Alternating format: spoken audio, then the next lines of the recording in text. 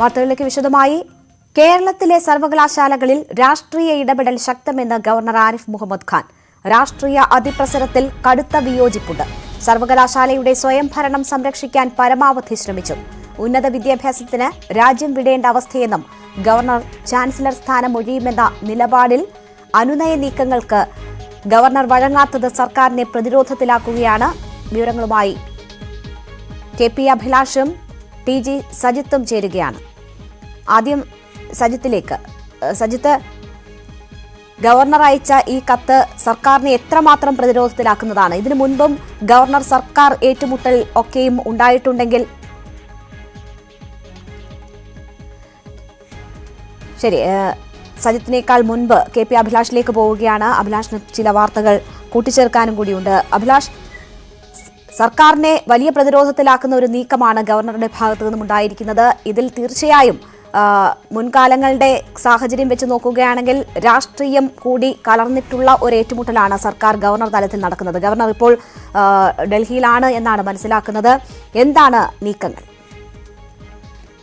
Governor അല്പസമയം മുമ്പാണ് ഡൽഹിയിൽ വെച്ച് കേരള ഹൌസിൽ വെച്ച് പ്രതികരണം നടത്തിയത്. അതിരൂക്ഷമായ വിമർശനമാണ് ഇപ്പോൾ ഗവർണർ ആവർത്തിക്കുന്നത്. സർവകലാശാലകളിലെ രാഷ്ട്രീയ അതിപ്രസരം അംഗീകരിക്കാനാവില്ല എന്ന് ഗവർണർ തുറന്നടിക്കുകയാണ്. ബന്ധു നിയമനങ്ങൾ അടക്കം നടത്തുന്നതിനോട് തനിക്ക് യോജിപ്പില്ല. ഉന്നത പദവികളിൽ എല്ലാം തന്നെ ഇഷ്ടക്കാരെ നിയമിക്കുന്ന സാഹചര്യമാണ് കേരളത്തിലെ സർവകലാശാലകളിൽ ഉള്ളത്. ഗവർണർ വ്യക്തമാക്കുന്നത് കേരളത്തിലെ സ്കൂൾ വിദ്യാഭ്യാസം ഏറ്റവും മികച്ചതാണ്. രാജ്യത്തിന് തന്നെ ഏറ്റവും മികച്ച വിദ്യാഭ്യാസമാണ് സ്കൂൾ തലത്തിൽ ലഭിക്കുന്നത്. എന്നാൽ സർവകലാശാലകളിലേക്ക് വരുമ്പോൾ സാഹചര്യം മാറുന്നു എന്നാണ്. സർവകലാശാലകളിൽ രാഷ്ട്രീയ അതിപ്രസരമാണ് ഇപ്പോൾ നടക്കുന്നത് എന്നാണ് ഗവർണർ വ്യക്തമാക്കുന്നത്. മാത്രവുമല്ല, ചാൻസലർ പദവി, സർവകലാശാലയുടെ ചാൻസലർ പദവി മുഖ്യമന്ത്രി ഏറ്റെടുക്കണം എന്ന് ഗവർണർ കടത്തിപ്പറയുന്ന സാഹചര്യം ഉണ്ടാകുന്നു. പ്രത്യേകിച്ച് ചാൻസലർ പദവി എന്നതൊരു ഭരണഘടനാ പദവിയല്ല. അതുകൊണ്ട് താൻ തന്നെ ഈ പദവി വഹിക്കണം എന്ന് ഒരു നിർബന്ധവുമില്ല. തന്റെ കൈകൾ കെട്ടിയിടാനാണ് സർക്കാർ ശ്രമിക്കുന്നത്. അങ്ങനെ തനിക്ക് ഈ പദവിയിൽ മുന്നോട്ട് പോകാനാവില്ല. സർവകലാശാലകൾ സുതാര്യമായി പ്രവർത്തിക്കേണ്ടതാണ്. സർവകലാശാലകൾക്ക് സ്വയംഭരണ അധികാരം വേണം. ഇതിനു വേണ്ടിയാണ് താൻ നിലപാട് സ്വീകരിച്ചത്. പക്ഷേ അത് സാധ്യമാകാത്ത ഒരു പശ്ചാത്തലമാണ് ഇപ്പോൾ കേരളത്തിൽ ഉള്ളത് എന്ന അതിരൂക്ഷമായ വിമർശനം തന്നെയാണ് ഇപ്പോൾ ഗവർണർ ഉന്നയിക്കുന്നത്. തന്റെ നിലപാടുകളിൽ നിന്ന് ഈ കാര്യങ്ങൾ കത്തിലൂടെ സർക്കാരിനെ ഗവർണർ ധരിപ്പിച്ചിരുന്നതാണ്. പക്ഷേ ഇപ്പോൾ അത് തുറന്നു പറയുക കൂടി ചെയ്യുന്നു ഗവർണർ എന്നതാണ് ഈ നിമിഷത്തെ അതിന്റെ പ്രസക്തി വർദ്ധിപ്പിക്കുന്നത്. ഒരു ഇഞ്ച് പോലും പിന്നോട്ടില്ല എന്നതാണോ സർക്കാർ നൽകുന്ന ഗവർണർ നൽകുന്ന സൂചന? ഗവർണർ അതിരൂക്ഷമായി വിമർശനം ഉന്നയിക്കുകയും ചോദ്യങ്ങളോട് അദ്ദേഹം തന്നെ പ്രതികരിച്ചത്, നിങ്ങൾ തന്നെ, അതായത് മാധ്യമ പ്രവർത്തകർ തന്നെ എത്രയോ വാർത്തകൾ പുറത്തു കൊണ്ടുവന്നിരിക്കുന്നു. യോഗ്യത ഇല്ലാത്ത ആളുകളെ രാഷ്ട്രീയ അതിപ്രസരത്തിന്റെ പേരിൽ സ്വജനപക്ഷപാതം നടത്തി നിയമനങ്ങൾ നടത്തുന്ന വാർത്തകൾ എത്രയോ നിങ്ങൾ തന്നെ ചെയ്തിരിക്കുന്നു എന്ന മറു ചോദ്യം കൂടി മാധ്യമ പ്രവർത്തകരോട് ഗവർണർ ചോദിക്കുന്നു. അത്തരം മാധ്യമ റിപ്പോർട്ടുകളെ ഒക്കെ തന്നെ ശരിവെക്കുന്ന ഒരു നിലപാട് കൂടിയാണ് ഗവർണർ സ്വീകരിച്ചത്.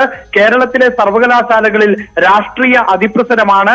നിയമനങ്ങൾ നടത്തുന്നത് രാഷ്ട്രീയ ഇച്ഛാശക്തി, രാഷ്ട്രീയ താല്പര്യങ്ങൾ മാത്രം കണക്കിലെടുത്തുകൊണ്ടാണ്.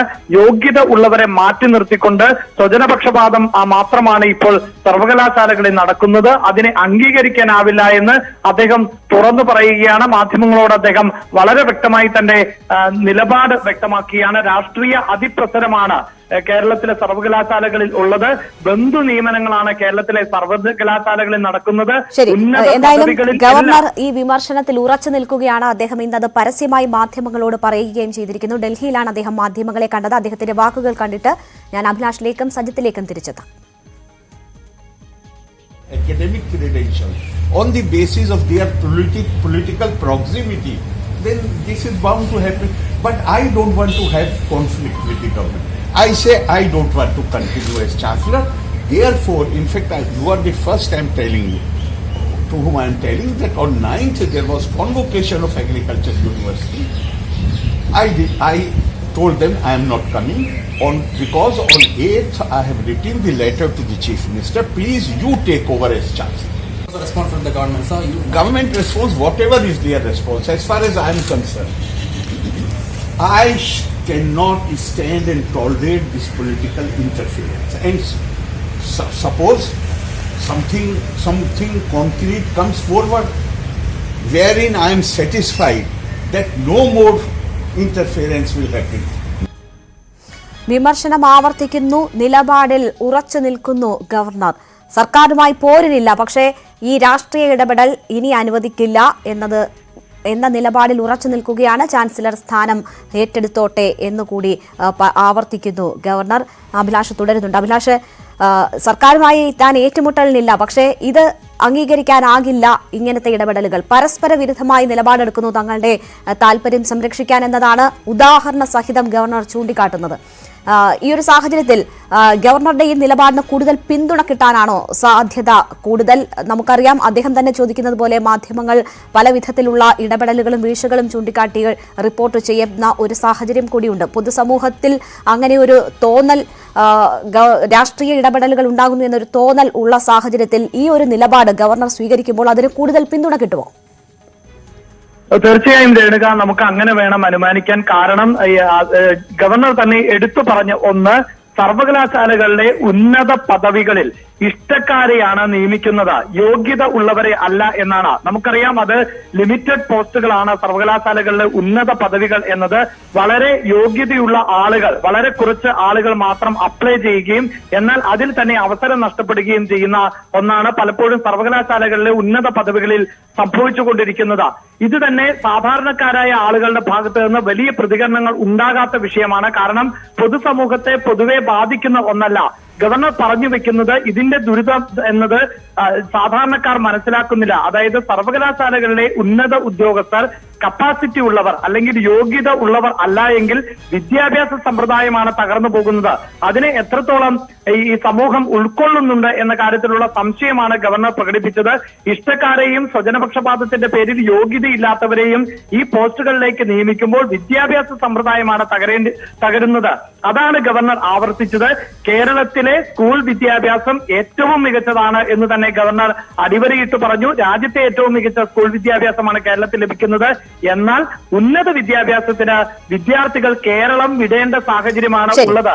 അതിന് കാരണം അപ്പോൾ ചില നല്ല കാര്യങ്ങൾ ചൂണ്ടിക്കാട്ടിയും വിമർശനം ഉന്നയിക്കേണ്ടടുത്ത് വിമർശനം ഉന്നയിച്ചും നിലപാട് സ്വീകരിക്കുന്നു എന്നതാണ് ഗവർണർ അദ്ദേഹത്തിന്റെ വാക്കുകളിൽ സൂചിപ്പിക്കാൻ ശ്രമിക്കുന്നത്. ഞാൻ അഭിലാഷിലേക്ക് തിരിച്ചെത്താം. ഇപ്പോൾ ടി ജി സജിത്ത് കൂടി നമുക്കൊപ്പം ചേരുകയാണ്. സജിത്ത്, കേരളത്തിന്റെ വിദ്യാഭ്യാസ മേഖലയിലെ നല്ലത് ചൂണ്ടിക്കാട്ടുന്നുണ്ട്.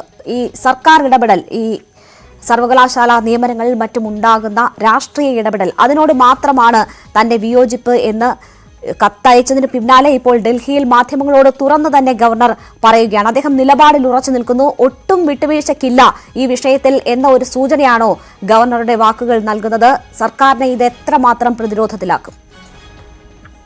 ഗവർണർ ആരിഫ് മുഹമ്മദ് ഖാൻ എടുത്തിരിക്കുന്ന നിലപാട് സർക്കാരിന് മുന്നിൽ വലിയ വെല്ലുവിളിയുണ്ട് എന്ന കാര്യത്തിൽ തർക്കമില്ല. ഗവർണറെ അനുനയിപ്പിക്കാൻ തുടർച്ചയായി സർക്കാർ ശ്രമം നടത്തിയിരുന്നു. കഴിഞ്ഞ 8-ാം തീയതിയാണ് സർക്കാരിന് ഇത്തരമൊരു കത്തയച്ച് തന്റെ പ്രതിഷേധം ഗവർണർ അറിയിച്ചത്. തൊട്ടു പിന്നാലെ മുഖ്യമന്ത്രി അദ്ദേഹവുമായി ബന്ധപ്പെട്ടു. പിന്നാലെ 2 പേരെ, സംസ്ഥാന ചീഫ് സെക്രട്ടറിയെയും സംസ്ഥാന ധനമന്ത്രിയെയും അദ്ദേഹം സംസ്ഥാനത്തിന്റെ വാദങ്ങൾ, സർക്കാരിന്റെ വാദങ്ങൾ അറിയിക്കുന്നതിന് വേണ്ടി രാജ്ഭവനിൽ എത്തുകയും ഇന്നലെ രാവിലെ ഗവർണറുമായി അവർ ചർച്ച നടത്തുകയും ചെയ്തു. പക്ഷേ ഗവർണർ അനുനയപ്പെട്ടിട്ടില്ല എന്ന് മാത്രമല്ല, പുതിയ സാഹചര്യത്തിൽ സർക്കാർ മുന്നോട്ട് വയ്ക്കുന്ന വാദങ്ങളൊന്നും താൻ അംഗീകരിക്കുന്നില്ല എന്ന നിലപാടിലേക്ക് തന്നെ ഗവർണർ എത്തുന്നു എന്നതാണ് അദ്ദേഹത്തിന്റെ വീണ്ടും ഉള്ള പരസ്യ പ്രതികരണത്തിലൂടെ വ്യക്തമാകുന്നത്. നമ്മൾ നേരത്തെയും കണ്ടതാണ്, ആരിഫ് മുഹമ്മദ് ഖാൻ ഗവർണറായി എത്തിയതിനു ശേഷം സർക്കാർ ഗവർണർ രാജ്ഭവൻ ഏറ്റുമുട്ടൽ പല സ്ഥലങ്ങളിലും നേരത്തെ തന്നെ ഉണ്ടായിട്ടുണ്ട്. മാത്രമല്ല, പതിവിന് വ്യത്യസ്തമായി ഗവർണർമാർ മാധ്യമങ്ങളോട് പരസ്യമായി സംസാരിക്കുന്ന രീതിയും അദ്ദേഹം സ്വീകരിച്ചിട്ടുണ്ട്. അദ്ദേഹം അത് വീണ്ടും ആവർത്തിക്കുകയും ചെയ്യുകയാണ്. ഏതെങ്കിലും ഒരു പ്രത്യേകമായ വിഷയത്തിൽ ചൊല്ലിയല്ല ഗവർണർ ഇപ്പോൾ ഇത്തരമൊരു നീക്കം നടത്തുന്നത്. സംസ്ഥാനത്തെ സർവകലാശാലകളിൽ പൊതുവിൽ നടക്കുന്ന VC നിയമനങ്ങളിലും ഒപ്പം തന്നെ സർവകലാശാലയിലെ മറ്റ് അധ്യക്ഷ നിയമനങ്ങളിലുമൊക്കെ ഇത്തരത്തിൽ പൂർണ്ണമായും പൊളിറ്റിക്കൽ നിയമനങ്ങൾ നടത്തുന്നു എന്നതാണ് അദ്ദേഹം ഉന്നയിക്കുന്ന വാദം. മറ്റ് സംസ്ഥാനങ്ങളെ അപേക്ഷിച്ച് കേരളത്തിൽ മാത്രമാണ് ഗവർണർക്ക് ഒരു ചാൻസലർ പദവി ഉള്ളത്.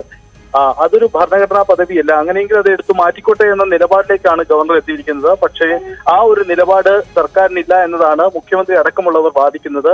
അധികാരത്തിന്മേൽ കടന്നു കയറാൻ ശ്രമിച്ചിട്ടില്ല, അതിൽ തെറ്റിദ്ധാരണയുണ്ടെങ്കിൽ മാറ്റണം എന്ന ഗവർണറിന്റെ സർക്കാരിന്റെ നിലപാട് ആവർത്തിക്കുകയും ഗവർണർക്ക് മുന്നിൽ ചെയ്തെങ്കിൽ കൂടിയും അദ്ദേഹം അനുനയപ്പെട്ടിട്ടില്ല. ഇതാണ് സാഹചര്യം. എന്തായാലും മുഖ്യമന്ത്രി അദ്ദേഹത്തെ വീണ്ടും നേരിട്ട് കാണാനാണ് സാധ്യത.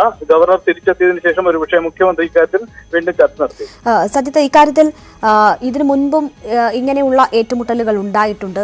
അത് ഒരു പരിധിവരെ രാഷ്ട്രീയം തന്നെയാണ് അതിന് പിന്നിലെന്ന് നമുക്ക് നിസ്സംശയം പറയാനും കഴിയും.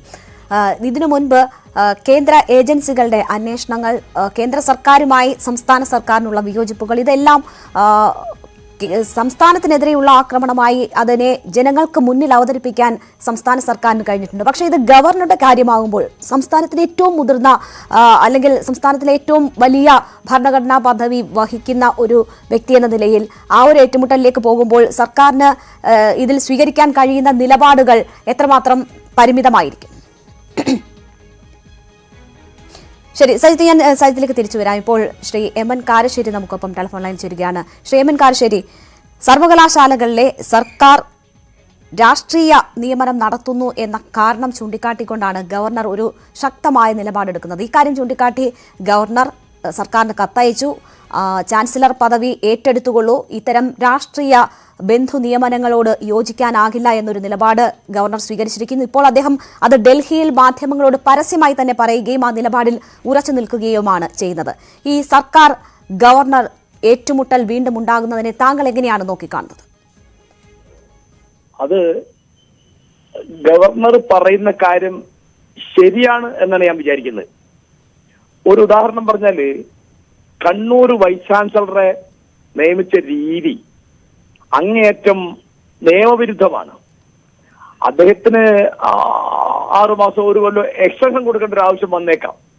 അതിനപ്പുറം അതൊരു പുനർനിയമനമായിട്ട് വന്നു. 60 വയസ്സ് കഴിഞ്ഞ ആൾ അങ്ങനെ വെക്കാൻ പാടില്ല എന്നാണ് സ്റ്റാറ്റ്യൂട്ട് എന്നാണ് എന്റെ ധാരണ. മാധ്യമങ്ങളിലൊക്കെ കണ്ടതും അങ്ങനെയാണ്. അപ്പോ ഗവർണറാണ് ചാൻസലർ, അദ്ദേഹമാണ് നിയമന ഉത്തരവിൽ ഒപ്പിടേണ്ടതെങ്കിൽ അദ്ദേഹത്തിന്റെ മനസാക്ഷി വിരുദ്ധമായി പെരുമാറാൻ അദ്ദേഹത്തെ നിർബന്ധിക്കാൻ പാടില്ല. അങ്ങനെ അന്തരീക്ഷം ഉണ്ടാക്കാൻ പാടില്ല. അദ്ദേഹം പറഞ്ഞത് ശരിയാണെങ്കിൽ ശരിയാണ് ഞാൻ വിചാരിക്കുന്നത്. ഇതിനു മുമ്പ് പലപ്പോഴും അദ്ദേഹം ഈ കാര്യം, ഈ തരത്തിലുള്ള രാഷ്ട്രീയ താല്പര്യങ്ങള്, അക്കാദമിക് താല്പര്യങ്ങളെ മറികടന്ന് വരുന്നുണ്ട്, നിയമവിരുദ്ധമായി വരുന്നുണ്ട് എന്ന് അദ്ദേഹം ചൂണ്ടിക്കാണിച്ചിട്ടുണ്ട്.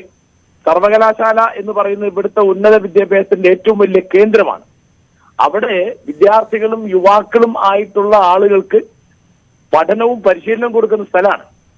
അവിടുത്തെ അധ്യാപക നിയമനം, അല്ലെങ്കിൽ പ്രോ വൈസ് ചാൻസലർ നിയമനം, അല്ലെങ്കിൽ വൈസ് ചാൻസലർ നിയമനം തുടങ്ങിയുള്ള കാര്യങ്ങളൊക്കെ അഴിമതി രഹിതമാണ്, സ്വജനപക്ഷപാത രഹിതമാണ്, അത് ന്യായമനുസരിച്ച് നടക്കുന്നതാണ് എന്ന് ആണ് നമ്മൾ വരുത്തേണ്ടത്. അത് ഗവൺമെന്റിന്റെ ഉത്തരവാദിത്തമാണ്. അങ്ങനെ ഇപ്പോഴത്തെ പിണറായി ഗവൺമെന്റ് അങ്ങനെയല്ല പെരുമാറുന്നത് എന്ന് ഗവർണർ ആരിഫ് മുഹമ്മദ് ഖാൻ പറഞ്ഞത് ശരിയാണ് എന്ന് വിചാരിക്കുന്ന ഒരാളാണ് ഞാൻ. അദ്ദേഹത്തിന്റെ കത്തില് ആ കാര്യങ്ങൾ അക്കമിട്ട് നിരത്തിയിട്ടുണ്ട്. അതിന് മറുപടി പറയേണ്ടതാണ് പിണറായി ഗവൺമെന്റ്. തീർച്ചയായിട്ടും ഈ തരത്തിലുള്ള ഒരു ചർച്ച നീണ്ടുപോകുന്നത് ഉന്നത വിദ്യാഭ്യാസ മേഖലയെ പല തരത്തില് ബാധിക്കും എന്നാണ് എന്റെ വിചാരം. ശരി, വളരെ നന്ദി ശ്രീ എം എൻ കാരശ്ശേരി ഞങ്ങളോട് സഹകരിച്ചതിന്. ഗവർണർ ഇന്ന് ഡൽഹിയിൽ മാധ്യമങ്ങളെ കണ്ടപ്പോഴാണ് അദ്ദേഹത്തിന്റെ വിമർശനങ്ങൾ ആവർത്തിക്കുന്നത്. ആ വാക്കുകളിലേക്ക് ഒരിക്കൽ കൂടി.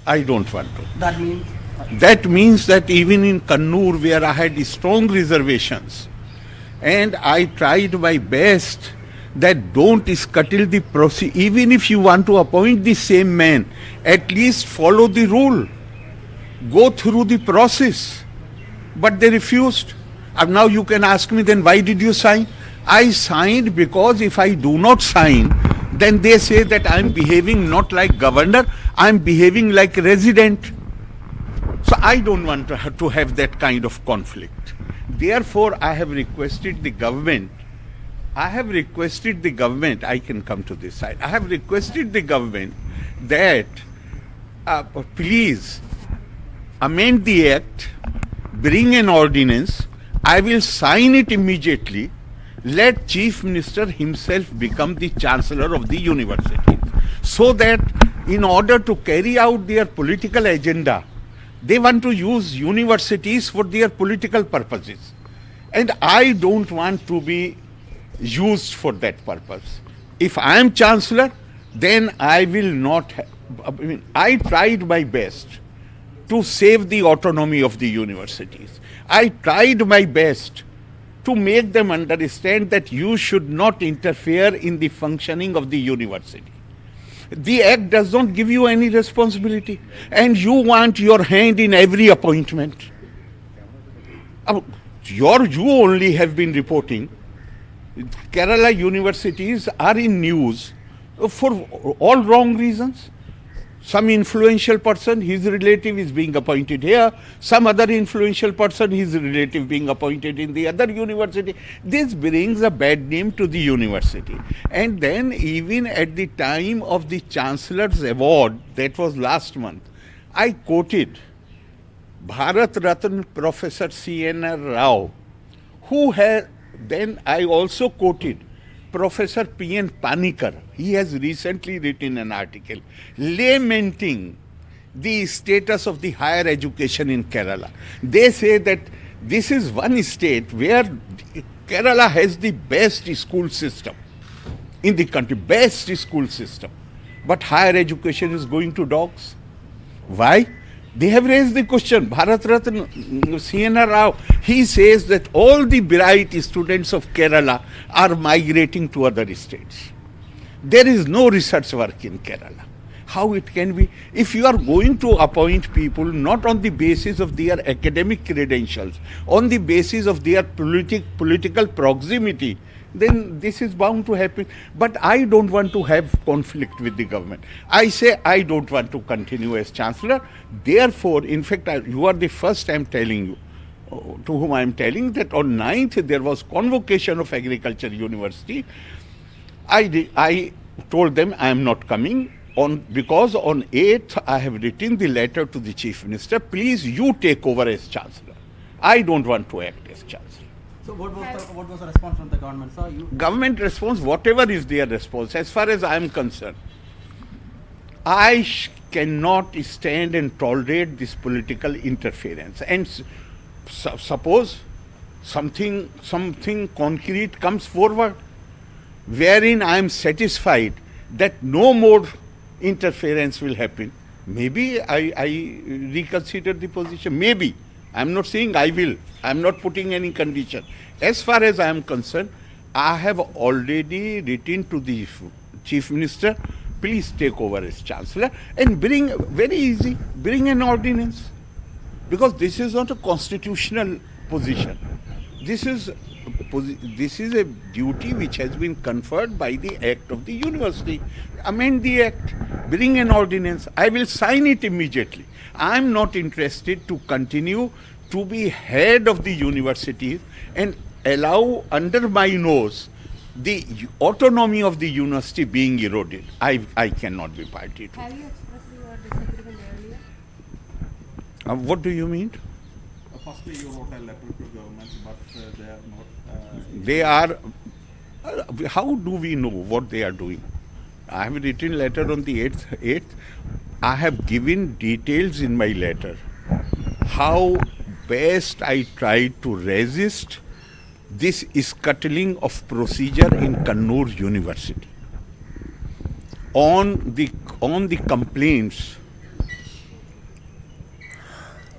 complaints about the irregular appointments of the university, earlier I had written to the government, but no response is coming. There are issues in Kannur, Kaladi and I will tell you just one thing. Shankaracharya Sanskrit University, new Vice Chancellor is to be appointed. Now the UGC regulation says there should be a panel of 3 persons and Chancellor will have the right to appoint any one of them. Now in order to tie my hands, the committee says, such committee, that 7 people have applied, only one has the qualification to, there is only one person. The other 6, they are not even eligible, they are not competent to be considered for the post. Then I asked them when they came to give their report, I said it speaks very poorly of the Kerala higher education system, because all these 6 are professors of 10-year standing. And if you feel that none of them is in a position to take over and you have not even considered their names, then what does it mean? It means this is the quality of professors in the higher education. 10-year standing, not fit to be considered for the post of... But a real reason was to tie my hands. I mean, you don't want to give 3 names so that I can pick up one of them. You are giving just one name. So you want to tie my hands. In these circumstances, I cannot function as Chancellor, and I don't want to have any conflict with the government. It's my own government. Therefore, I have suggested that you take over as Chancellor so that in order to carry out your agenda, you don't have to depend on me. That means government has strictly agendas. That means the political... Every day political interference is there in the universities.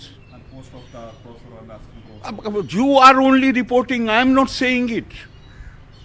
Your papers are reporting how procedures are being scuttled to appoint persons in higher positions without following the procedure only because they are related to the powers that be.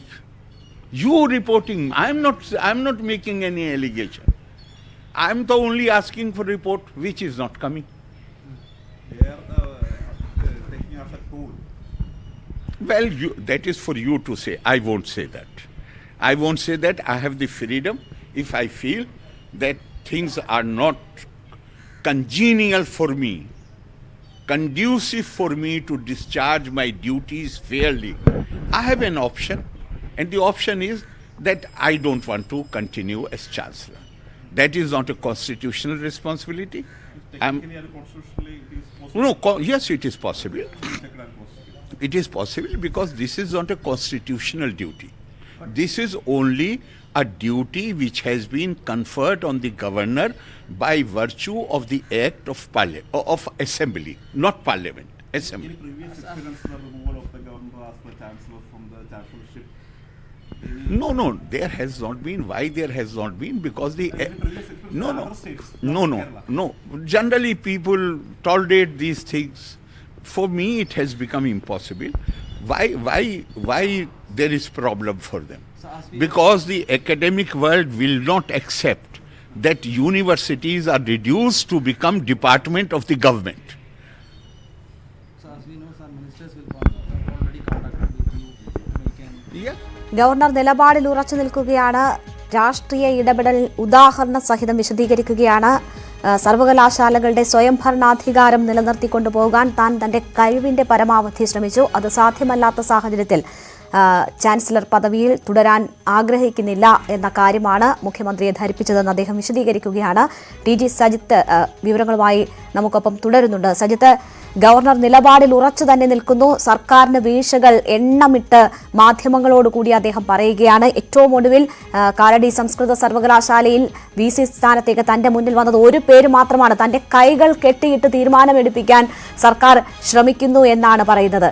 ഈ ആരോപണങ്ങൾ ഇപ്പോൾ governor അത് പൊതു ഇടത്തിൽ പറയുക കൂടി ചെയ്തതോടെ സർക്കാരിനെ എത്രമാത്രം അത് പ്രതിരോധത്തിലാക്കും? ഗവർണർ ഈ കാലടി VC നിയമനം അടക്കമുള്ള കാര്യങ്ങൾ അദ്ദേഹത്തിന്റെ കത്തിലും ചൂണ്ടിക്കാണിച്ചിരുന്നതാണ്. അതായത് ഒരു സെർച്ച് കമ്മിറ്റിയെ സർക്കാർ നിയോഗിച്ചു. പ്ലാനിംഗ് ബോർഡ് ഉപാധ്യക്ഷന്റെ നേതൃത്വത്തിലുള്ള സെർച്ച് കമ്മിറ്റിയായിരുന്നു. ഈ സെർച്ച് കമ്മിറ്റിക്ക് ഒരു പേര് പോലും നിശ്ചിത സമയത്തിനുള്ളിൽ കണ്ടെത്തി നൽകാൻ കഴിഞ്ഞില്ല. തുടർന്ന് സർക്കാർ ഒറ്റ പേരായി ഗവർണർക്ക് മുന്നിലെത്തുകയും ഈ പേര് ഗവർണർക്ക് അംഗീകരിക്കേണ്ട സാഹചര്യം ഉണ്ടാവുകയും ചെയ്തു. ഇത് രാഷ്ട്രീയ ഇടപെടലോടെയാണ് എന്നതാണ് ഗവർണർ ചൂണ്ടിക്കാണിക്കുന്ന കാര്യം. ഇതിനു പുറമെ കണ്ണൂർ VC നിയമനം അടക്കമുള്ള വിഷയങ്ങളിലും ഗവർണർക്ക് പ്രതിഷേധമുണ്ട്. എന്തായാലും ഈ കാര്യങ്ങളിൽ സർക്കാരിന്റെ നീക്കത്തിനെതിരെ രൂക്ഷമായ ഒരു നീക്കമാണ് ഇപ്പോൾ ഗവർണർ നടത്തുന്നത്. ഇതിൽ ഏറ്റവും പ്രത്യേകിച്ച് മുൻ ഗവർണർമാരെ അപേക്ഷിച്ച് ആരിഫ് മുഹമ്മദ് ഖാന്റെ നിലപാടുകൾക്ക് മറ്റൊരു പ്രത്യേകതയുണ്ട്. കാരണം ഈ യൂണിവേഴ്സിറ്റികളിൽ ഇടപെട്ടുകൊണ്ട് യൂണിവേഴ്സിറ്റികളുടെ പ്രവർത്തനം കൂടുതൽ മെച്ചമാക്കുന്നതിന് വേണ്ടി നേരത്തെ കൊണ്ടുവന്ന ഈ ചാൻസലേഴ്സ് ട്രോഫി, ഒപ്പം തന്നെ ഈ VC മാരുമായിട്ട് തുടർച്ചയായ യോഗങ്ങൾ, ഇതൊക്കെ വിളിച്ചുകൊണ്ട് സജീവമായി ഇടപെടൽ നടത്താറുള്ള വ്യക്തിയാണ് ആരിഫ് മുഹമ്മദ് ഖാൻ. അതുകൊണ്ടുകൂടിയാണ് ഈ സർവകലാശാല നിയമനങ്ങളിലെ സർക്കാർ ഇടപെടൽ അല്ലെങ്കിൽ രാഷ്ട്രീയ ഇടപെടലിനെതിരെ ഇത്ര ശക്തമായ നിലപാടെടുക്കാൻ അദ്ദേഹത്തെ പ്രേരിപ്പിച്ചതെന്നാണ് നമുക്ക് മനസ്സിലാവുന്ന കാര്യം. നേരത്തെ പലവിധ വിഷയങ്ങളിൽ സർക്കാരുമായി അദ്ദേഹത്തിന് അഭിപ്രായ വ്യത്യാസവും ഒക്കെ ഉണ്ടെങ്കിലും അത് ഏറെക്കുറെ പരിഹരിച്ച് സർക്കാരുമായി മുന്നോട്ട് പോവുകയായിരുന്നു. ഇതിനിടയിലാണ് ഇത്തരം ഒരു കടുത്ത നീക്കം, അസാധാരണ നീക്കം ഗവർണർ ആരിഫ് മുഹമ്മദ് ഖാൻ നടത്തിയത്. സജിത്ത്, ഇതിനു മുമ്പും അഭിപ്രായ വ്യത്യാസങ്ങൾ ഉണ്ടായിട്ടുണ്ട്. ഒരു ഏറ്റുമുട്ടലിന്റെ വക്കിലേക്ക് വരെ പോകുന്ന തരത്തിലുള്ള ഭിന്നതകൾ ഉണ്ടായിട്ടുണ്ട്. പക്ഷേ ഇവിടെ ഇപ്പോൾ ഗവർണർ ചൂണ്ടിക്കാട്ടിയ കാര്യങ്ങൾ, അക്കമിട്ട് നിരത്തിയിരിക്കുന്ന സർക്കാരിന്റെ രാഷ്ട്രീയ ഇടപെടൽ എവിടെയൊക്കെ എന്ന് സൂചിപ്പിക്കുന്ന സംഭവങ്ങൾ, അത് രാഷ്ട്രീയമല്ല. ഇത് ഞാൻ സജിത്തിലേക്ക് തിരിച്ചു വരാം. ഇപ്പോൾ അഡ്വക്കേറ്റ് സെബാസ്റ്റ്യൻ പോൾ നമുക്കൊപ്പം, ഡോക്ടർ സെബാസ്റ്റ്യൻ പോൾ നമുക്കൊപ്പം ടെലിഫോൺ ലൈനിൽ ചേരുകയാണ്. ഡോക്ടർ സെബാസ്റ്റ്യൻ പോൾ, ഗവർണർ അദ്ദേഹത്തിന്റെ വിയോജിപ്പുകൾ, സർവകലാശാല VC നിയമനങ്ങളുമായി ബന്ധപ്പെട്ടുള്ള കാര്യങ്ങളിലുള്ള വിയോജിപ്പുകൾ, രാഷ്ട്രീയ ഇടപെടൽ സർക്കാരിന്റെ ഭാഗത്തു നിന്നും ഉണ്ടാകുന്നതിലെ വിയോജിപ്പുകൾ മാധ്യമങ്ങളോട് തുറന്നു പറഞ്ഞിരിക്കുകയാണ്. നേരത്തെ ഇക്കാര്യം ചൂണ്ടിക്കാട്ടി അദ്ദേഹം കത്തും നൽകിയിരുന്നു. ചാൻസലർ പദവി രാഷ്ട്രീയ ഇടപെടലുകൾ നടത്താനാണെങ്കിൽ മുഖ്യമന്ത്രി ഏറ്റെടുക്കണം എന്നതാണ് ഗവർണർ ചൂണ്ടിക്കാട്ടുന്ന കാര്യം. അദ്ദേഹത്തിന്റെ ഈ നിലപാടിനെ താങ്കൾ എങ്ങനെയാണ് കാണുന്നത്? ഗവർണർ എന്നത് നമുക്കറിയാവുന്നതുപോലെ ഭരണഘടനാപരമായ പദവിയാണ്. ആ പദവി അദ്ദേഹം അടുത്ത ചുമതലകൾ നിറവേറ്റുമ്പോൾ അത് മുഖ്യമന്ത്രിയുടെ ഉപദേശപ്രകാരം മാത്രമാണ് അദ്ദേഹത്തിന് ചെയ്യാൻ കഴിയുക. എന്നാൽ അതിനപ്പുറത്ത് സ്റ്റാറ്റ്യൂട്ടറിയായ നിയമം മൂലം ഉണ്ടാക്കിയിട്ടുള്ള ചില ഉത്തരവാദിത്തങ്ങൾ കൂടി ഗവർണർക്ക് കൈകാര്യം ചെയ്യേണ്ടി വരും. അതിൽപ്പെട്ട പ്രധാനപ്പെട്ട ഒന്നാണ് യൂണിവേഴ്സിറ്റികളുടെ ചാൻസലർ ആയിരിക്കുക എന്നുള്ളത്. യൂണിവേഴ്സിറ്റികൾ എന്നത് ജനാധിപത്യപരമായി പ്രവർത്തിക്കുന്ന ഒരു സ്ഥാപനമാണ്. അതിനാണല്ലോ ഈ സെനറ്റും സിൻഡിക്കേറ്റും ഒക്കെ പ്രവർത്തിച്ച തെരഞ്ഞെടുപ്പ് പോലും അവിടെ നടക്കുന്നുണ്ട്. അപ്പോൾ രാഷ്ട്രീയം പൂർണ്ണമായും ഒഴിവാക്കിക്കൊണ്ട് നടക്കുന്ന ഒരു രീതിയല്ല സർവകലാശാലകളുടേത്. പക്ഷെ അവിടെ നിയമങ്ങളുണ്ട്. നിയമങ്ങളും ചട്ടങ്ങളും വ്യവസ്ഥകളും പാലിച്ചുകൊണ്ട് വേണം അവിടെ കാര്യങ്ങൾ നടക്കേണ്ടത്. അതിനപ്പുറത്ത് രാഷ്ട്രീയവൽക്കരിക്കപ്പെട്ട അല്ലെങ്കിൽ രാഷ്ട്രീയത്തിന് അമിതമായ സ്വാധീനമുണ്ട് എന്ന ആക്ഷേപം ചാൻസലർ ആയിട്ടുള്ള ഗവർണർക്ക് ഇപ്പോൾ ഉണ്ടായിട്ടുണ്ട്. അത് അദ്ദേഹത്തിന് മുഖ്യമന്ത്രിയുടെ ശ്രദ്ധയിൽപ്പെടുത്തുന്നതിൽ തെറ്റൊന്നുമില്ല. അത് അദ്ദേഹത്തിന് അത്തരത്തിലുള്ള ആക്ഷേപങ്ങളൊക്കെ ശ്രദ്ധയിൽപ്പെടുത്താം, അതിന് പരിഹാരം നിർദ്ദേശിക്കാം, അതൊക്കെ ചെയ്യാവുന്ന കാര്യം തന്നെയാണ്. അതിന് അപ്പുറത്തേക്ക് അദ്ദേഹത്തിന്റെ ആ കത്തിന്റെ ഒരു ടോൺ ഉണ്ടല്ലോ, എന്നെ മാറ്റിക്കോളൂ, പകരം മുഖ്യമന്ത്രി തന്നെ ചാൻസലർ ആയിക്കോളൂ എന്നൊക്കെ പറയുന്നതിനകത്ത് അവിടെ ഒരു ഗവർണറിൽ നിന്ന് പ്രതീക്ഷിക്കുന്ന റിഫൈൻമെന്റ് നമ്മുടെ കാണുന്നില്ല. ആ രീതിയിലുള്ള പ്രതികരണം അല്ല ഗവർണർ ഈ വിഷയത്തിൽ നടത്തേണ്ടിയിരുന്നത്. ഡോക്ടർ സെബാസ്റ്റ്യൻ പോൾ, ഇവിടെ ഏത് സാഹചര്യത്തിലാണ് അദ്ദേഹത്തിനെ ആ രീതിയിൽ കുറ്റപ്പെടുത്താൻ കഴിയുക? കാരണം അദ്ദേഹം പറയുന്നു ഇത് ഒരു ഭരണഘടനാ ഉത്തരവാദിത്തമല്ല ചാൻസലർ പദവി എന്നുള്ളത്. അതിൽ ഈ രാഷ്ട്രീയ ഇടപെടലുകൾ തനിക്ക് സഹിക്കാൻ കഴിയുന്നതല്ല. സർവകലാശാലകളുടെ സ്വയംഭരണാധികാരം അത് നിലനിർത്തണം എന്നതാണ് തന്റെ നിലപാട്. അതിന് യോജിക്കാത്ത തരത്തിൽ ഇത്തരം പ്രഷർ അത് സഹിക്കേണ്ടുന്ന, അതിന് നിന്നു കൊടുക്കേണ്ടുന്ന, തന്റെ കൈ കെട്ടിയിട്ടിട്ട് ഒരു ആളെ തെരഞ്ഞെടുക്കാൻ നിർബന്ധിക്കുകയാണ് കാലടി സംസ്കൃതം സർവകലാശാലയിൽ VC സ്ഥാനത്തേക്ക്. അത്തരം ഇതിന് നിന്നു കൊടുക്കേണ്ട കാര്യം തനിക്കില്ല. അതുകൊണ്ട് ഇതിനുള്ള അവകാശം മുഖ്യമന്ത്രി ഏറ്റെടുക്കുക, തന്നെ ആ ചുമതലയിൽ നിന്ന് ഒഴിവാക്കുക എന്ന ഒരു കാര്യം മാത്രമാണ് താൻ മുന്നോട്ട് വെക്കുന്നതെന്നാണ് അദ്ദേഹം പറയുന്നത്. അത് അത്രയേ അദ്ദേഹം പറയുന്നുണ്ടെങ്കിൽ അത് ആകട്ടെ, അതിനുള്ള സ്വാതന്ത്ര്യം അദ്ദേഹത്തിന് ഇല്ല എന്ന് ഞാൻ പറയുന്നില്ല. നിയമപരമായി സർവകലാശാല പ്രവർത്തിക്കുന്നത് നിയമസഭ പാസാക്കിയ നിയമത്തെ അടിസ്ഥാനമാക്കിയാണ്. യൂണിവേഴ്സിറ്റി സ്റ്റാറ്റ്യൂട്ട്സ് ഉണ്ട്. അതുപ്രകാരമാണ് ചാൻസലർ എന്ന ഒരു പദവി ഉള്ളത്. ആ പദവിയിലേക്ക് സാധാരണ വരുന്നത് ഗവർണർ ആയിരിക്കും. ഇപ്പോഴത്തെ ഗവർണർക്ക് ആ ചുമതല നിർവഹിക്കാൻ കഴിയാത്ത അവസ്ഥയുണ്ടെങ്കിൽ അദ്ദേഹത്തിന് ഒഴിയാമായിരിക്കാം, അദ്ദേഹം ഒഴിയട്ടെ. പകരം എന്താണ് ചെയ്യേണ്ടത് എന്നുള്ളത് ആ നിയമം, യൂണിവേഴ്സിറ്റി ആക്ടിന്റെ അടിസ്ഥാനത്തിൽ എടുക്കേണ്ട ഒരു തീരുമാനമാണ്. അതിന്റെ നിയമവശങ്ങൾ എങ്ങനെയാണ് ഡോക്ടർ സെബാസ്റ്റ്യൻ പോൾ? അദ്ദേഹം പറയുന്നു കേരളത്തിൽ മാത്രമാണ് ഇങ്ങനെ ഒരു ചുമതല ഗവർണർക്കുള്ളത്. ചാൻസലർ പദവിയിൽ ഗവർണർ വരുന്നത്, അങ്ങനെയുള്ള ചുമതലകൾ നിറവേറ്റി വരുന്നത് കേരളത്തിൽ മാത്രമാണ്. പക്ഷെ അത് രാഷ്ട്രീയം ആണ് എങ്കിൽ അതിന്റെ ആവശ്യമില്ല, അത് മുഖ്യമന്ത്രി നോക്കട്ടെ എന്നാണ് പറയുന്നത്. അതിന്റെ നിയമവശങ്ങൾ അല്ലെങ്കിൽ ഭരണഘടനാപരമായുള്ള ഉത്തരവാദിത്തമല്ല എന്നുള്ള അദ്ദേഹത്തിന്റെ വാദം എത്രമാത്രം ശരിയാണ്? ഭരണഘടനാപരമായ ഉത്തരവാദിത്വം അല്ല എന്ന വാദം പൂർണ്ണമായും ശരിയാണ്. കാരണം ഗവർണറെ രാഷ്ട്രപതി നിയമിച്ചിരിക്കുന്നു. അദ്ദേഹം ഭരണഘടനാപരമായ ഉത്തരവാദിത്വങ്ങൾ നിറവേറ്റുന്നതിന് വേണ്ടിയാണ് ഒരു സംസ്ഥാനത്തേക്ക് നിയമിക്കപ്പെടുന്നത്. അതിലൊന്നും നമുക്ക് ആക്ഷേപമൊന്നുമില്ല. അതിന് പുറമെ കേരള നിയമസഭ പാസാക്കിയിരിക്കുന്ന നിയമത്തെ അടിസ്ഥാനമാക്കിയാണ് ഗവർണർക്ക് സർവകലാശാലകളുടെ ചാൻസലർ ആയിരിക്കുക എന്ന ഉത്തരവാദിത്വം കൂടി ഏൽപ്പിച്ചിരിക്കുന്നത്. ആ ഉത്തരവാദിത്വം നിർവഹിക്കാൻ തനിക്ക് കഴിയുന്നില്ല, തന്നെ അതിൽ നിന്ന് ഒഴിവാക്കണം, താൻ തുടരാൻ ആഗ്രഹിക്കുന്നില്ല എന്ന നിലപാട് അദ്ദേഹത്തിനുണ്ടെങ്കിൽ ഭരണഘടനാപരമായി പ്രശ്നങ്ങളൊന്നുമില്ല. കാരണം ഗവർണറെ ജോലി നോക്കിയാൽ മതി. യൂണിവേഴ്സിറ്റിയിൽ പിന്നെ എന്ത് ചെയ്യണം എന്നുള്ളത് ആ നിയമം പാസാക്കിയ നിയമസഭയ്ക്കോ അല്ലെങ്കിൽ ആ നിയമത്തെ വ്യാഖ്യാനിക്കുന്നവർക്കോ ഒരു തീരുമാനമെടുക്കാൻ കഴിയും. പക്ഷേ ഇപ്പോഴത്തെ സാഹചര്യത്തിൽ അദ്ദേഹം ചൂണ്ടിക്കാട്ടുന്നത് രാഷ്ട്രീയ ഇടപെടലുകളാണ്, സ്വജനപക്ഷപാതമാണ്. നമ്മളുടെ വിദ്യാഭ്യാസ മേഖല കേരളത്തിലേത് മികച്ചതാണ്. പക്ഷേ ഉന്നത വിദ്യാഭ്യാസ രംഗത്തേക്ക് വരുമ്പോൾ അവിടെ ആളുകൾ മൈഗ്രേറ്റ് ചെയ്യപ്പെടുകയാണ്. വിദ്യാഭ്യാസം നേടിയ വിദ്യാർത്ഥികൾക്ക് പുറത്തേക്ക് പോയി പഠിക്കേണ്ടുന്ന സാഹചര്യമാണ്. അതിന്റെ പ്രധാന കാരണം അദ്ദേഹം ചൂണ്ടിക്കാട്ടുന്നത് ഈ ബി.സി നിയമനത്തിലെ മറ്റും രാഷ്ട്രീയ ഇടപെടലുകളാണ്. സർവകലാശാലകൾ ഒരു ഗവൺമെന്റിന്റെ ഒരു ഡിപ്പാർട്ട്മെന്റായി മാറുന്നതാണ് ആ മൂല്യച്യുതിക്ക് കാരണമെന്ന് അദ്ദേഹം ചൂണ്ടിക്കാട്ടുന്നു. അങ്ങനെ ഒരു കാരണം ചൂണ്ടിക്കാട്ടി തന്റെ ഉത്തരവാദിത്തത്തിൽ നിന്ന് ഗവർണർ പിന്മാറുകയാണെങ്കിൽ ഈ കാരണങ്ങൾ ഇതായതുകൊണ്ട് തന്നെ സർക്കാരിന് ഈ കാര്യത്തിൽ മറിച്ചൊരു തീരുമാനമെടുക്കുക സാധ്യമായതാണോ? വലിയ വിമർശനങ്ങൾക്ക് അത് വഴിവെക്കില്ലേ? തീർച്ചയായും ഗവർണർ ഉദ്ദേശിക്കുന്നതും അത് തന്നെയാണ്. ഇവിടുത്തെ സർവകലാശാലകളുടെ ഭരണം ശരിയല്ല. അവിടെ രാഷ്ട്രീയ ഇടപെടൽ എന്നൊക്കെ പറയുമ്പോൾ അത് ഉദ്ദേശിക്കുന്നത് പാർട്ടി ഇടപെടൽ തന്നെ ആയിരിക്കുമല്ലോ. അതാണല്ലോ അതിലൊരു രാഷ്ട്രീയ വിഷയം അതാണ് വരുന്നത്. അങ്ങനെയൊക്കെ പരസ്യമായി കുറ്റപ്പെടുത്തിക്കൊണ്ട് കത്ത് നൽകുക മുഖ്യമന്ത്രിക്ക്, അത് കത്ത് പരസ്യപ്പെടുത്തുക, അത് വലിയ ചർച്ചാ വിഷയമാക്കുക എന്നൊക്കെ പറയുമ്പോൾ രാജ്ഭവനും രാഷ്ട്രീയ പ്രവർത്തന കേന്ദ്രമായി മാറുന്നു എന്ന് കുറ്റപ്പെടുത്തേണ്ടി വരും. അങ്ങനെ കുറ്റപ്പെടുത്തേണ്ട സാഹചര്യങ്ങൾ ഇതിനു മുമ്പ് ഉണ്ടായിട്ടുണ്ട്. ഇടയ്ക്കിടെ എന്തെങ്കിലുമൊക്കെ പ്രശ്നങ്ങൾ ഉണ്ടാക്കുക എന്നൊരു സ്വഭാവം ഇപ്പോഴത്തെ ഗവർണർ ആരിഫ് മുഹമ്മദ് ഖാൻ ഉണ്ട്. അത് കഴിയുമ്പോൾ അത് ശാന്തനാവും. അത് വളരെ സഹകരിച്ച് ഗവൺമെന്റുമായി സഹകരിച്ച് പ്രവർത്തിക്കുകയും ചെയ്യും. പക്ഷേ ഒരു ഇടയ്ക്കിടെയുള്ള ഒരു ഇത്തരത്തിലുള്ള ഒരു അസ്വസ്ഥത അദ്ദേഹം പല കാര്യങ്ങളിലും പ്രകടിപ്പിക്കാറുണ്ട്. സർവകലാശാലകൾക്ക് ഓട്ടോണമി വേണം. അതിനൊരു സ്വയം ഭരണവും സ്വയം നിർണയാവകാശവും നിർണയാധികാരവുമുള്ള സ്ഥാപനമാണ്. അത് നിയമം മൂലം പ്രവർത്തിക്കുന്ന സ്ഥാപനമാണ്. ഇതെല്ലാം ശരി തന്നെയാണ്.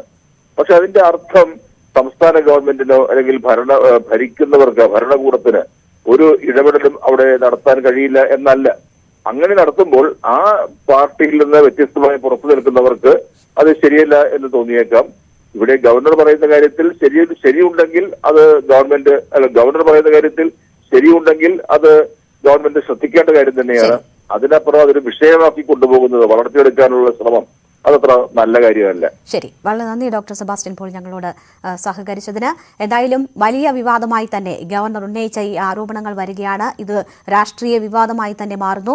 സർവകലാശാലകൾ മാർസിസ്റ്റുവൽക്കരിക്കപ്പെട്ടതിന്റെ ഒടുവിലത്തെ ഉദാഹരണമാണ് ഗവർണറുടെ പരാതിയെന്നാണ് കോൺഗ്രസ് നേതാവ് കെ മുരളീധരൻ ഇതുമായി ബന്ധപ്പെട്ട് പ്രതികരിച്ചത്. ചാൻസലറായി തുടരാൻ ഗവർണർ ആഗ്രഹിക്കുന്നുവെങ്കിൽ വിഷയത്തിൽ നടപടിയെടുക്കണമെന്നും മുരളീധരൻ ആവശ്യപ്പെട്ടു. സർവകലാശാലകൾ പൂർണ്ണമായും മാർക്സിസ്റ്റുവൽക്കരിക്കപ്പെട്ടിരിക്കുക. അതിൻ്റെ ഏറ്റവും ഒടുവിലത്തെ ഉദാഹരണമാണ് ഗവർണർക്ക് പോലും സഹിയിട്ടിരിക്കുക. അതായത് മാർക്സിസ്റ്റ് പാർട്ടിയാണ് എല്ലാ കാര്യങ്ങളിലും ഒരു അന്തിമ വാക്ക് എന്നുള്ളതാണ് ഇതിൽ നിന്ന് വ്യക്തമായിട്ടുള്ളത്. ഇത് തികച്ചും ജനാധിപത്യ ലംഘനമാണ്. സർവകലാശാലകൾ കേന്ദ്ര സർക്കാർ കാവ്യവൽക്കരിക്കുന്നു, ഇവിടെ അതിനെ മാർക്സിസ്റ്റുവൽക്കരിക്കുന്നു. അദ്ദേഹം ചാൻസലറായി തുടരാനാണ് ആഗ്രഹിക്കുന്നതെങ്കിൽ ഇതുപോലുള്ള തോന്നിവാസങ്ങൾക്ക് കൂട്ടുനിൽക്കരുത്. പിണറായി വൽക്കരണം ഒരു കാരണവശാലും അംഗീകരിക്കാൻ സാധ്യമല്ല. പ്രതിപക്ഷം ഗവർണറുടെ വിമർശനങ്ങൾ ഏറ്റെടുത്തിരിക്കുക കൂടിയാണ് മുരളീധരന്റെ വാക്കുകൾ സൂചിപ്പിക്കുന്നത്. അതാണ് സജിത്ത് തുടരുന്നുണ്ട്. സജിത്ത്, ഇതുവരെയുള്ള സർക്കാർ ഗവർണർ വാക്പോരിൽ അതിൽ കുറച്ച് രാഷ്ട്രീയം ചൂണ്ടിക്കാട്ടാനുള്ള സാധ്യതകളും ഇടങ്ങളും സർക്കാരിനെ സംബന്ധിച്ചുണ്ടായിരുന്നു. പക്ഷേ ഇത് ഉന്നത വിദ്യാഭ്യാസ മേഖലയെ ആകെ ബാധിക്കുന്ന വിഷയമാണ്. അവിടെ രാഷ്ട്രീയ ഇടപെടൽ ഉണ്ടാകുന്നുണ്ട് എന്നത് പൊതുജന മധ്യത്തിൽ ഇപ്പോൾ തന്നെ ഒരു ആരോപണമായി നിലനിൽക്കുന്ന കാര്യമാണ്. അവിടെയാണ് ഗവർണർ ഉദാഹരണ സഹിതം സർക്കാരിനെ വിമർശിക്കുന്നത്. ഈ ഒരു സാഹചര്യത്തിൽ ഇതിനെ രാഷ്ട്രീയമായി കണ്ട് പ്രതിരോധിക്കാൻ സർക്കാരിനാകുമോ? സർക്കാരിന് ഈ വിഷയത്തിൽ ഇടപെടാനുള്ള സാധ്യതകൾ എന്തൊക്കെയാണ്? ഗവർണറുമായി ഒരു ഏറ്റുമുട്ടലിലേക്ക് തന്നെ ഇതിനെ പോവാൻ സർക്കാർ ശ്രമിക്കില്ല. മറിച്ച് ഗവർണറെ അനുനയിപ്പിച്ചൊപ്പം നിർത്തുകയായിരിക്കും സർക്കാരിന്റെ ലക്ഷ്യം. അതിനുവേണ്ടിയുള്ള ശ്രമങ്ങൾ ഇനിയും തുടരുമെന്ന് തന്നെ നമുക്ക് കരുതാം. മുഖ്യമന്ത്രി അദ്ദേഹവുമായി നേരിട്ട് സംസാരിച്ച് പ്രശ്നപരിഹാരത്തിലുള്ള ശ്രമങ്ങൾ തുടങ്ങി വെക്കും. അതിന് തന്നെയാണ് സാധ്യത. അതേസമയം ഗവർണറുടെ നീക്കത്തിൽ രാഷ്ട്രീയം കാണുന്ന അതും സർക്കാർ കേന്ദ്രങ്ങളുടെ ഭാഗത്തു നിന്നും അത്തരം പ്രതികരണങ്ങൾ വരുന്നുമുണ്ട്. കാരണം ഈ VC നിയമനത്തിൽ ആദ്യം രാഷ്ട്രീയം ഇടപെടൽ നടത്തിയത് ഗവർണർ ആരിഫ് മുഹമ്മദ് ഖാൻ ആണ് എന്ന നിലപാട് സർക്കാരിനുണ്ട്. നേരത്തെ തന്നെ CPM നേതാക്കളും ആ വാദം ഉന്നയിച്ചു. കാരണം കാലങ്ങളായി സർക്കാർ കൊടുക്കുന്ന പേരുകളിൽ നിന്ന് ഒരു പേര് അംഗീകരിക്കുകയായിരുന്നു പൊതുവിൽ ചാൻസലർ എന്ന രീതിയിൽ ഗവർണർമാർ ചെയ്തിരുന്നത്. പക്ഷെ അതിൽ നിന്ന് വ്യത്യസ്തമായി മുൻകാലങ്ങളിൽ ചില സർവകലാശാല VC നിയമനങ്ങളിൽ ഗവർണർ നേരിട്ട് ഇടപെട്ടിരുന്നു. അതിൽ ഗവർണർ ചില സംഘപരിവാർ താല്പര്യങ്ങൾ സംരക്ഷിക്കുന്ന തരത്തിലുള്ള ഇടപെടൽ നടത്തി എന്ന ആരോപണം സർക്കാർ കേന്ദ്രങ്ങൾക്കുമുണ്ട്. സ്വാഭാവികമായും ഈ ഗവർണറുടെ വാദങ്ങൾ ഇപ്പോഴത്തെ ഗവർണറുടെ നീക്കത്തെ അനുനയിപ്പിക്കാനുള്ള ശ്രമങ്ങൾ നടത്തുന്നതിനോടൊപ്പം തന്നെ ഇപ്പോഴത്തെ ഈ ഗവർണർ അല്ലെങ്കിൽ രാജ്ഭവൻ കേന്ദ്രീകരിച്ച് രാഷ്ട്രീയ നീക്കം നടത്തുന്നു എന്ന മുൻകാലങ്ങളിൽ സർക്കാരും CPM കേന്ദ്രങ്ങളും ഒക്കെ ഉന്നയിച്ചിരുന്ന ആരോപണം ശക്തമായി തന്നെ ഉന്നയിക്കാനും കൂടി ഇത് വഴിയൊരുക്കിയേക്കാം. ഒരുപക്ഷെ ആരിഫ് മുഹമ്മദ് ഖാൻ അദ്ദേഹത്തിന്റെ പ്രകോപനപരമായ നിലപാടുമായി തുടർന്നാൽ അത്തരം പരസ്യ നീക്കങ്ങൾക്കും നമുക്ക് സാധ്യതയുണ്ട്. എന്തായാലും ആദ്യഘട്ടത്തിൽ ഗവർണറെ അനുനയിപ്പിക്കുക തന്നെയായിരിക്കും സർക്കാരിന്റെ തന്ത്രം. സർക്കാരിനെ സംബന്ധിച്ച് ഇത് പ്രതിസന്ധി ഉണ്ടാക്കുന്നത് മറ്റൊരു ഘട്ടത്തിൽ കൂടിയാണ്. കാരണം പ്രതിപക്ഷത്തിനെ സംബന്ധിച്ച് ഇതൊരു ആയുധമാണ്. അവർ അത് പരമാവധി ഏറ്റെടുക്കുകയും ചെയ്തിട്ടുണ്ട്. അല്പസമയത്തുള്ളിൽ തന്നെ മുൻ പ്രതിപക്ഷ നേതാവ് രമേശ് ചെന്നിത്തല അടക്കമുള്ളവർ ഇക്കാര്യത്തിൽ കടുത്ത പ്രതികരണവുമായി രംഗത്തെത്തും. അവരുടെ പ്രതികരണം അല്പസമയത്തുള്ളിൽ തന്നെ നമുക്ക് ലഭ്യമാവുകയും ചെയ്യും. ശരി, എന്തായാലും ഇത് പ്രതിപക്ഷം ഈ വിഷയം ഏറ്റെടുക്കുകയാണ്. രാഷ്ട്രീയ വിവാദമായി തന്നെ ഗവർണറുടെ നിലപാട് മാറുന്ന സാഹചര്യമാണ്. 10:30-ക്കാണ് പ്രതിപക്ഷ നേതാവ് മാധ്യമങ്ങളെ കാണും എന്ന് പറഞ്ഞിട്ടുള്ളത്. രമേശ് ചെന്നിത്തല മാധ്യമങ്ങളെ കാണുന്നുണ്ട്, പ്രതിപക്ഷ നേതാവ് മാധ്യമങ്ങളെ കാണും. ഈ വിഷയത്തിലുള്ള അവരുടെ പ്രതികരണങ്ങൾ കൂടി വരുമെന്നാണ് പ്രതീക്ഷിക്കുന്നത്. TG സജിത്താണ് വാർത്തയുടെ വിശദാംശങ്ങൾ നൽകിയത്. കണ്ണൂർ സർവകലാശാല പ്രോ വൈസ് ചാൻസലർ പുനർനിയമനത്തിലും ചട്ടങ്ങൾ പാലിച്ചില്ല എന്ന ആക്ഷേപം. PVCയെ നിയമിക്കാനുള്ള അധികാരം സിൻഡിക്കേറ്റിനാണെന്നിരിക്കെ വൈസ് ചാൻസലർ നിയമനം നടത്തി സിൻഡിക്കേറ്റിനെ അറിയിക്കുന്നുവെന്നാണ് പരാതി. PVCയെ നിയമിച്ച കാര്യം ചൊവ്വാഴ്ച ചേരാനിരിക്കുന്ന സിൻഡിക്കേറ്റിനെ അറിയിക്കുന്നതിനായി നോട്ട് നൽകുകയും ചെയ്തിട്ടുണ്ട്. PVCയെ നിയമിക്കാനും സേവന വേതന വ്യവസ്ഥകൾ നിശ്ചയിക്കാനുള്ള അധികാരം സിൻഡിക്കേറ്റിനാണെന്നും ഇതേ നോട്ടിൽ പറയുന്നു. എന്നാൽ നിലവിലുള്ള എല്ലാ വ്യവസ്ഥകളും സൗകര്യങ്ങളോടും PVC സ്ഥാനത്തേക്ക് ഡോക്ടർ സാബുവിന് തുടരാമെന്നും ഈ കാര്യം സിൻഡിക്കേറ്റിന് റിപ്പോർട്ട് ചെയ്യണമെന്ന് VC ഉത്തരവിട്ടതായുമാണ് നോട്ടിൽ വ്യക്തമാക്കിയിട്ടുള്ളത്. ഇടവേളയാണ്. കൂടുതൽ വാർത്തകൾക്കും വിശദാംശങ്ങൾക്കും Malayalam.news18.com സന്ദർശിക്കും.